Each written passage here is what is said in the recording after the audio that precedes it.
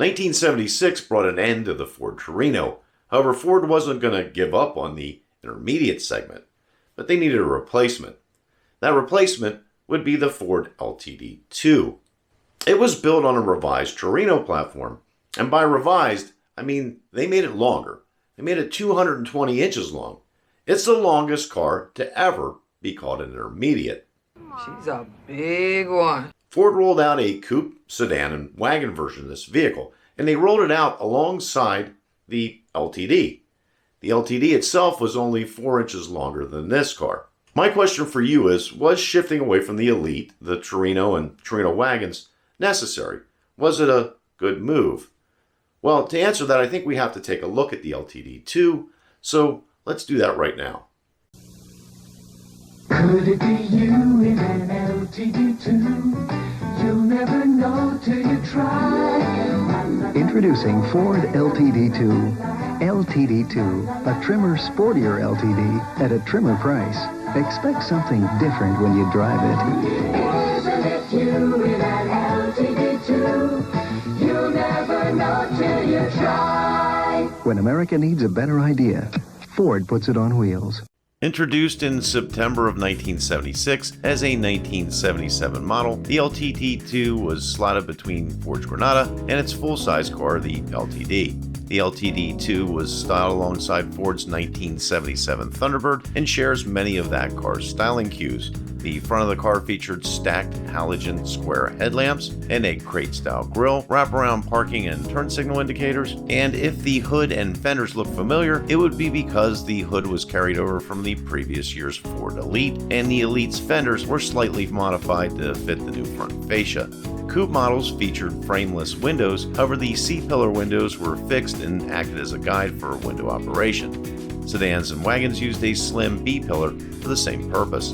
The rear of the car featured wraparound tail lamps and turn signals, a center section body panel that housed backup lights, reflectors, and aluminum panel with Ford lettering. The LTD used body-on-frame construction. All were equipped with power front disc brakes, drum rear, full coil spring suspension, front and rear stabilizer bars, and tuned shock absorbers. The car suspension was set up for a smooth and quiet ride and not for handling. However, Ford's marketing stated, and I quote here, "You'll find the LTD2's spirit and nimble handling reminiscent of the sporty Mustang II." I would call that a reach at best.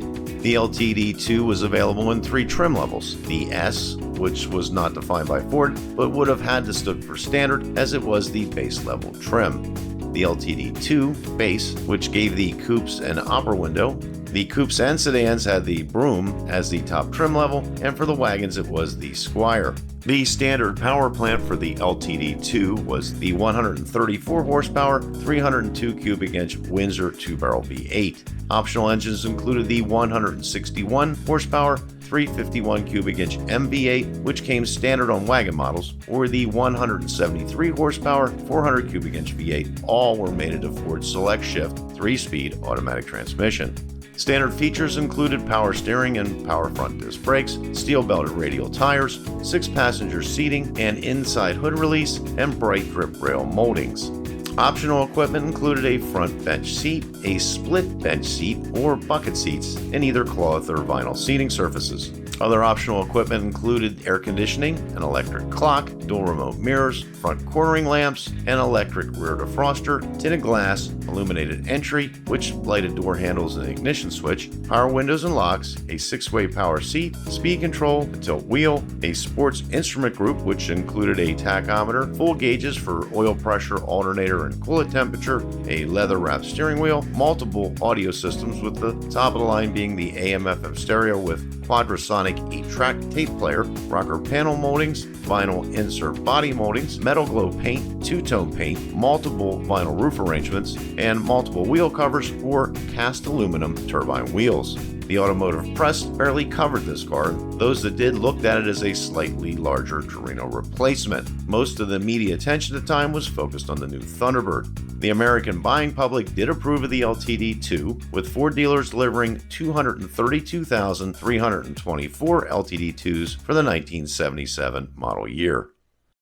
In stage 1 of my life, I couldn't stand dull wheels. I'm the same in stage 2. with my new 78 Ford LTD2, the trimmer sportier LTD at a trimmer price, the LTD of mid-size cars. If you're a sporty guy who appreciates the finer things in life, welcome to stage 2. Isn't it you in an LTD2? You'll never know till you try. Welcome to LTD2. A better idea from Ford. 1978 brought changes to the LTD2 lineup as the station wagon option was dropped from production.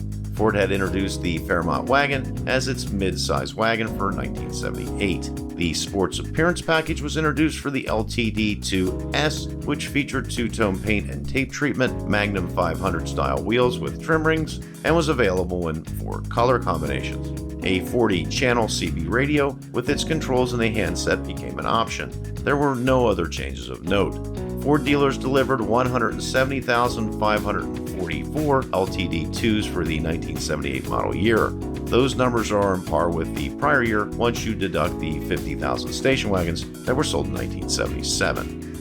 1979 was almost a complete carryover year for the LTD2, and this was the last year of production. Ford dropped the 400 cubic inch engine as an option.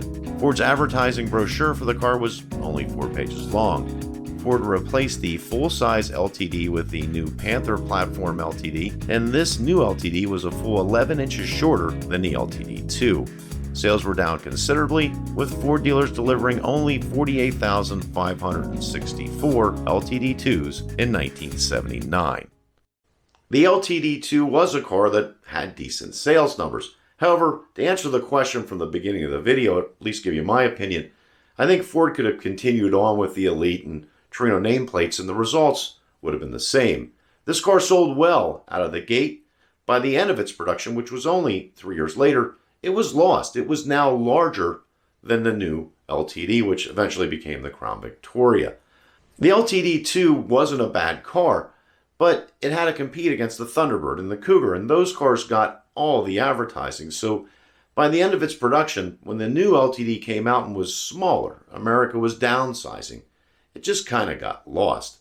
Now, if you own one of these cars, please let me know what you think of it. Did you like this car? Did it serve you well?